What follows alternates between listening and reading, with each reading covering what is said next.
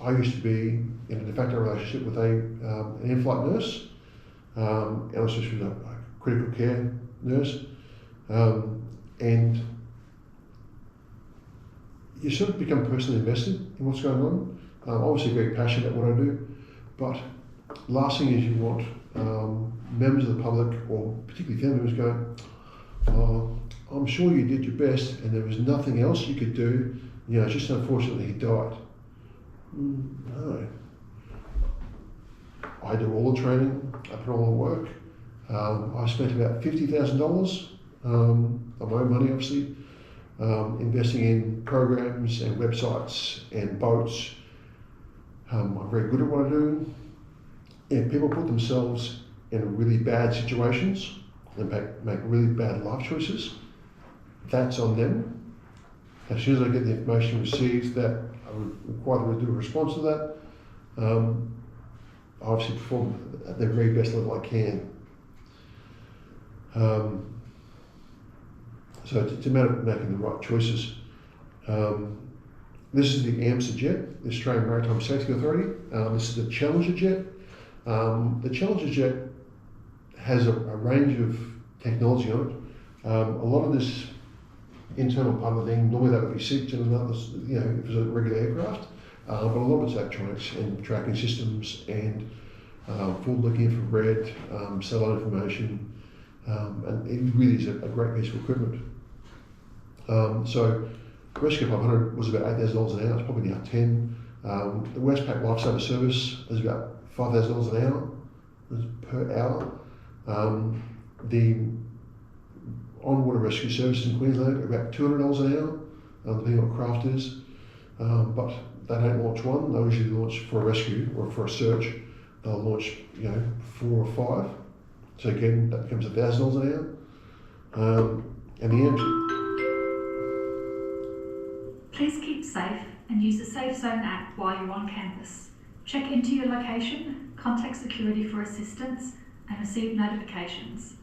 Visit the QUT Library Opening Hours website for more details. Thanks, QT. So, the AMSA jet is about $100,000 an hour. And that's not an exaggeration. So when, because I have information that, you know, rescue services, aeromedical retrievals, if someone's, you know, using a holiday insurance and they're in Noumea, a tender will get sent out to service operators very quickly, and they respond very quickly, and then they'll activate a team and go and get the person and bring them back. Aeromedical retrieval from, you know, Queensland or up north in Townsville to one of the, you know, offshore islands and back again, so, you know, about $100,000. Much more if it's further away, and that's, you know, there and back. There's, you know, obviously they get critical care while they're in the as a patient, and they may land somewhere, get an ambulance or local ambulance, go to the person, get them, bring back to the plane, and then fly back. Very expensive, right? So, as a story, there was 2 young men, good guys, come out of surf lifesaving. We're going for a paddle up the inside of North Straddie, and we're essentially paddling around the top through what is essentially the South Passage Bar and round to, I think, Cylinder Beach. They didn't make it.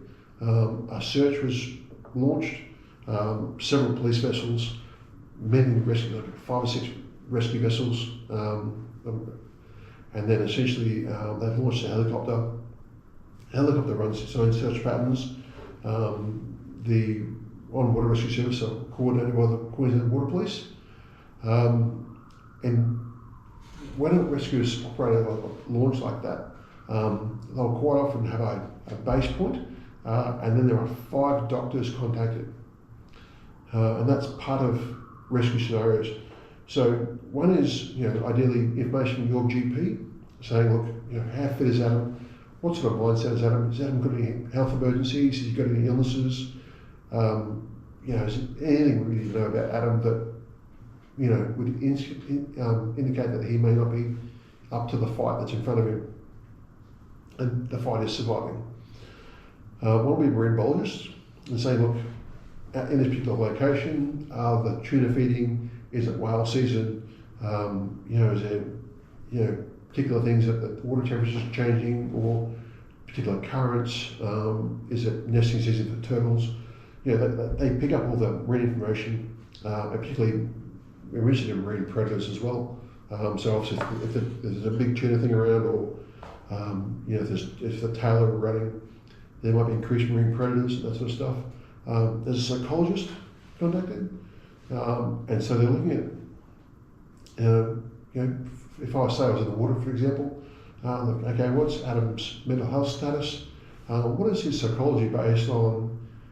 For Adam, if he can see an island, is he going to swim to the island, or is he going to stay with the boat? Is he going to be thinking unilaterally? Is he going to think about putting on rescue gear? Is he going to ditch the rescue gear and swim? And that comes into that person's or that doctor's role within the rescue coordination process. So, one of the other doctors is a weather scientist, saying, look, based on the weather patterns, the tides are in this, based on the wind and the tide pattern, is it the way it's going to be steadying up? Are they sort of going to blow flat? We know that in Queensland, if you've got a westerly breeze, quite close to the mainland, the water is flat. Whereas, if a westerly breeze blows across Moreton Bay, you'll have waves breaking onto the inside of Moreton Island. So all these factors come into play that give you the best chance of survival. And obviously, if you're wearing your life jacket, or if you've set off an EPIRB, if you've identified information in your craft and it's up to date, these are all factors that will help you win that golden hour for them to find you. There are probably 5 different ways you'll die in the ocean. One is drowning, the other one is marine predators, so shark bites you in half or worse, and which doesn't have to kill you when it bites you. It can leave a big enough hole or bite marks in the leg that you bleed to death, or attract more sharks. One of them is exposure. So even if you have an issue with your craft, land in the water, and you swim to safety and land on the beach, in winter, you'll still freeze to death. I've been on rescue very early on in my days, where we were activated, and a guy who was a diabetic, they sunk in the boat. No emergency was sent. They sank at about 4 o'clock in the afternoon. We were sitting down having dinner. Phone rings, get up, answer the phone, and a guy's on the other end saying, "Oh, we're just fishing," and a guy's swimming up to the back of our boat. Like, fucking what? So anyway, take the information. We launch the rescue crew. They go out, pick up the initial guy, wrap him up, and keep him warm, and then obviously start the search for the second person.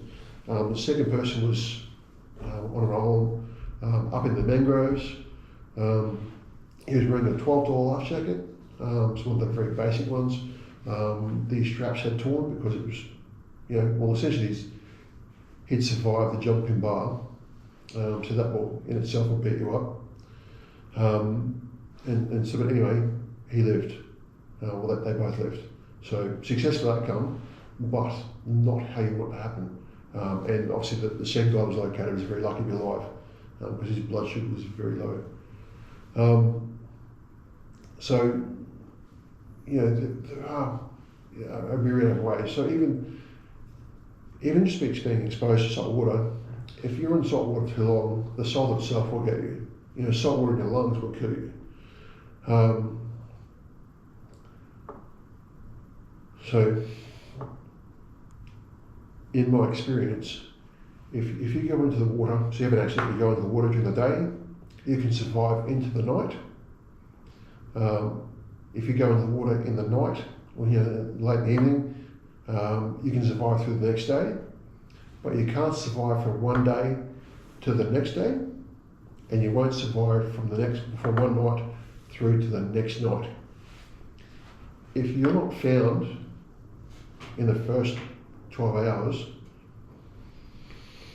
very difficult. So there's been a person who had become lost off the Gold Coast Seaway. There is there's a drift that goes Dracula south. Say it's 5 knots. 5 knots is 5 nautical miles, so 1 nautical mile is 1.8 kilometres. The search area after 24 hours becomes so enormous, not only that you may not survive just through exposure or marine predators, but the chance, a search in best case scenarios will go for 3 days. The chance of finding you on the second or third day alive, really, it's more of a recovery operation. They might find bits of your stuff, like I said, like you find esky lids or chip packets and stuff like that. But finding people, again, not good. And if you're not wearing a life jacket, after a certain point you sink, and then you submerge for a couple of days, and then the bacteria in your stomach, or the food in your stomach, essentially expands, becomes gaseous, you bloat, and you pop back up to the surface again, and then scare people when they find you. So these are some of the things that the police put out in that golden hour. If they get information you find, they will put out the public relations people in the Queensland Police will put out a media alert saying, "Oh, we found a canoe. This is the stuff we found in it." The most concerning things for them is that when your craft is found, they'll pull it to pieces, look for one of my tags, look for a sticker, look for your wallet. If they can find your wallet, they go, "Okay, hang on, this person's in the public transport, look it up, they'll have your phone number and stuff, they'll call you home, they'll call your mobile if it's in the system, they'll know what car you drive, they'll know, they go to home and see if you're actually home."